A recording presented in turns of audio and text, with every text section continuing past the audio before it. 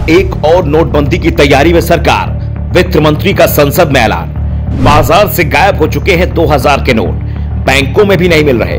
कांग्रेस सदस्यों का सवाल, क्या बंद हो रहा है 2000 का नोट? नोटबंदी पर संसद में क्या बोली सरकार, क्यों दिख रही है चिंता? एटीएम से 2000 का नोट नहीं निकल रहा है, बैंक भी ग्राहकों को ये नोट नहीं दे पा रही है, बाजार में भी 2000 का नोट नहीं दिख रहा है। 2016 में जब मोदी सरकार ने नोटबंदी की थी तो बाजार में सिर्फ 2000 का नोट ही दिखाई देता था, बाकी के नोट लोगों के अलमारी में बंद से हो गए थे। लेकिन आज ये नोट दिखाई नहीं दे रहा है। सवाल उठ रहे हैं, क्या सरकार 2000 का नोट बंद कर रही है?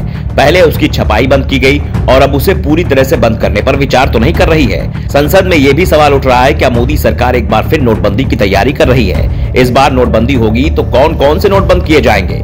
500 का नोट चलन में रहेगा या उसे भी हटा दिया जाएगा? ये सवाल इसलिए उठ रहे हैं कि बाजार में इस समय जो नकली नोट हैं, उसमें 500 का नोट ही सबसे ज्यादा है।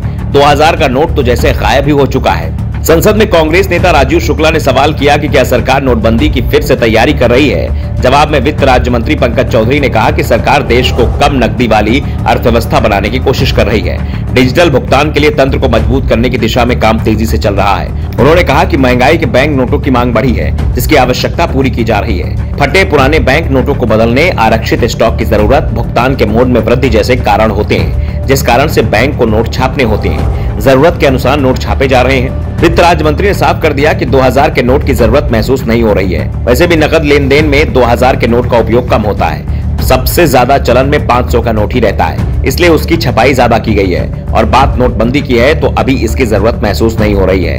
वित्त राज्य मंत्री ने यह दावा किया कि नोटबंदी की जरूरत नहीं है, इसलिए सरकार इस पर विचार नहीं कर रही है। लेकिन भविष्य में नोटबंदी नहीं होगी, इस पर सरकार की ओर से कुछ नहीं कहा गया है। लेकिन फिलहाल इस तरह की कोई योजना सरकार नहीं बना रही है, इसका दावा जरूर संसद में किया गया है। दरअसल नोटबंदी को लेकर लोगों के मन में सवाल इसलिए उठ रहे हैं कि सरकार एक और दावा कर रही है कि वो बाजार में कैश की जरूरत तो कम करना चाहती है, डिजिटल भुगतान को बढ़ावा देना चाहती है। लेकिन हम 6 साल पीछे जाए तो 8 नवंबर 2016 को जब पीएम मोदी नोटबंदी का ऐलान किया था तो उस समय बाजार में 17.7 लाख करोड़ रुपए का कैश मौजूद था। नोटबंदी के बाद 25 नवंबर 2016 को ये 9.11 लाख करोड़ रुपए रह गया।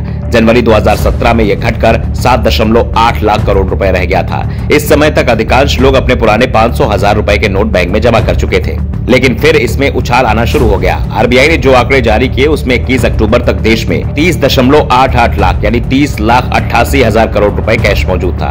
यानी नोटबंदी के समय जितना कैश मौजूद था उससे भी लगभग 2 गुना कैश इस समय मौजूद है। इस दौरान डिजिटल भुगतान में भी कई गुना तेजी आई है, लेकिन लोग आज भी कैश भुगतान को ही प्राथमिकता देते हैं, जिस कारण से करेंसी नोट की जरूरत कम नहीं हो रही है। ऐसे में सवाल उठ रहे हैं कि ऐसे ही कैश की जरूरत बढ़ती गई तो एक और नोटबंदी की ओर सरकार बढ़ सकती है। वैसे भी नोटबंदी के बाद से ही देश में डिजिटल भुगतान की ओर लोगों ने रुख किया था। Bureau report, the Dhakad news.